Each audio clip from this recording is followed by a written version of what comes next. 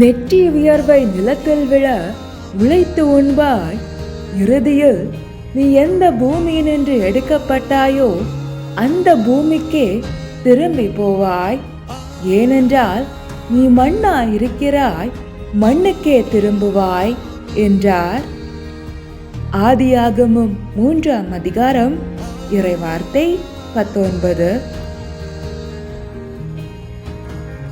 By the sweat of your brow will you have food to eat until you return to the ground from which you were made.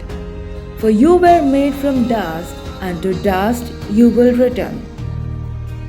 Genesis chapter 3 verse 19.